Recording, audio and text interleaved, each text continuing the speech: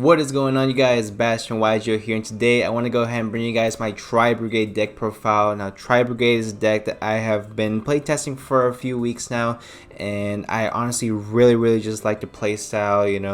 It's simplistic, it's not overly complicated, which for me I love. Friendly as far as great for beginners. However, the price point to this deck is definitely not for beginners. If you want to play this deck as competitively as possible, you are going to have to get, of course, the 3 crossout designator. You're going to have to get the access code talker, things like this, which easily, just those 4 cards alone, put the deck at over $450 just for those 4 cards alone, which is absolutely ridiculous, unfortunately.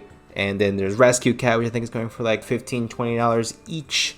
So it's definitely not a budget deck by any means whatsoever, which I know is kind of strange for my channel. I usually like to stay more budget. However, the more I tested with this deck, it just became very apparent that there's no clear way to make a budget version of this deck still viable. So by budget, I mean trying to take out Rescue Cats, access code, crossout designator. It's a lot of the main firepower of this deck. Even trying out like a Zodiac Tri-Brigade mix, it just did not really mix as well as it did before, now that we got Barrage banned. However, I did come up with a really cool build that I want to go ahead and share with you guys. Let's go ahead and get right into it. First, with the Tri-Brigade monsters, nothing too crazy. Triple Fractal, Triple Caress, Triple Kit, and Triple Nerval. Essentially, you wanna see these as often as possible, and you do play Triple Desire in the deck as well. So in case you banish a few, you still have your potential for plays doesn't go down if you're playing less Tri-Brigade monsters, because you do have to be careful with the desires. Then Triple Rescue Cat is absolutely blowout card in this deck. If you draw this, it's pretty much game over for your opponent. And it's definitely deserving of the higher price point. I wish it would get reprinted very soon. It's not gonna happen, but it's okay.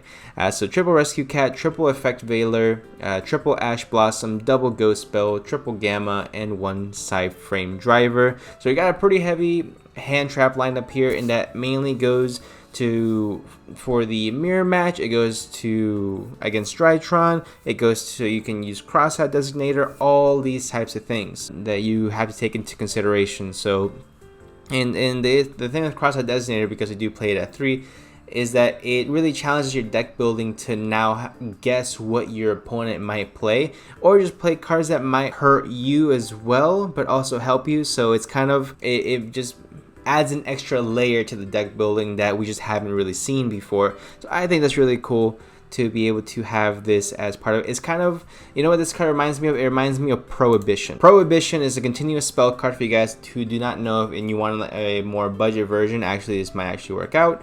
It's a continuous spell card. Activate this card by declaring 1 card name. Apply these effects to all cards whose original name you declared. They cannot be placed on the field, they cannot be activated, nor their effects be applied or activated. They cannot be summoned, set, they cannot attack, nor change their battle positions. They cannot be used as material for a special summon that requires materials. So that is pretty hardcore, essentially, is what Crossout Designator is doing, but Designator is just so much more versatile. However, if you do still have Prohibition in there, you might be able to help yourself out, make it a little bit more budget.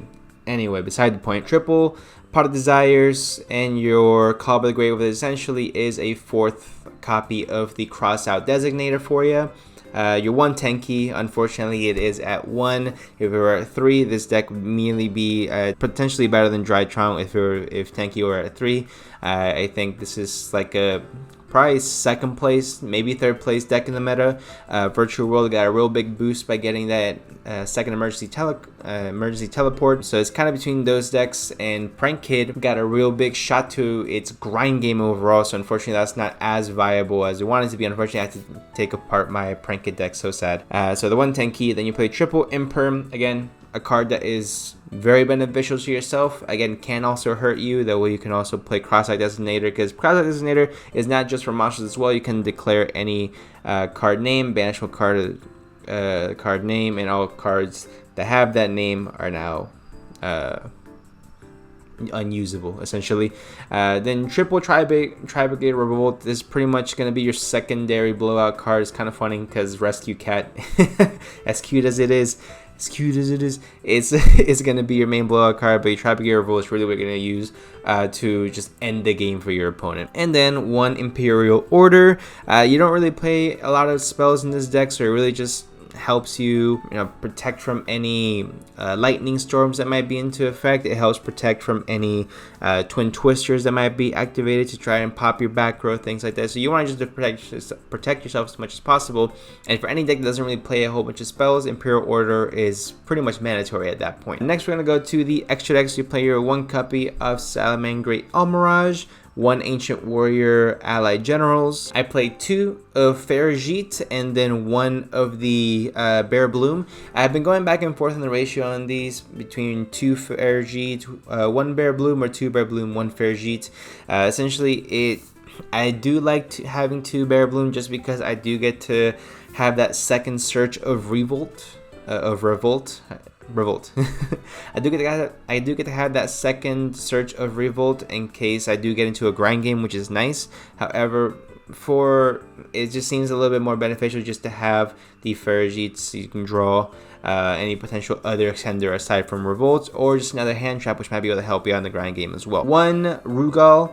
Essentially, it's probably the least used Tri-Brigade monster. It's kind of just there because it does help out here and there, but I don't really see it being a deciding factor in many games. I would definitely prefer Desperate Doom Eagle over, actually make this quite a bit more Desperate Doom Eagle over the Silver Sheller. Then your 1 Appaloosa, of course, ending on Appaloosa is definitely going to be your main objective for the deck going first. Any given point is just really, really good card in the current format as it is right now. Pretty much monster effects going rampant across the entire meta.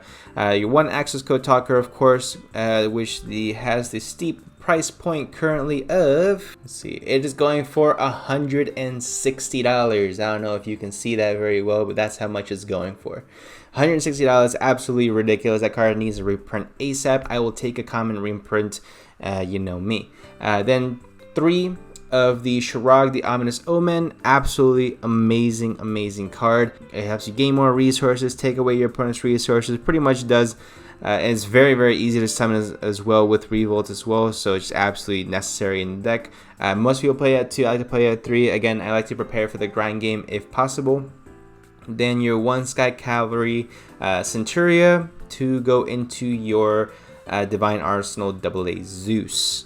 Then, of course, you have your 1 Cyframe Lord Omega if it comes up. Now, if you don't want to play the Gamma package, I would put 1 Nibiru and a 3rd Ghost Spell, maybe 2 Nibirus, depending on if you want to use it as well, because it can really affect you moving forward. The deck doesn't special summon that much during its own turn, but in the event that you feeling froggy and you want to leap and overextend, then it's definitely might come in handy to have at least 1-2 Nibirus in the deck. Also, you have Cross-Out Designator to go ahead and help you out as far as that goes. So that is going to be it for the deck profile, guys. Let me know what you guys think in the comment section down below. If you guys did enjoy, go ahead and leave a like on the video, smash that like button, subscribe for more videos, and I'll go ahead and see y'all in the next one.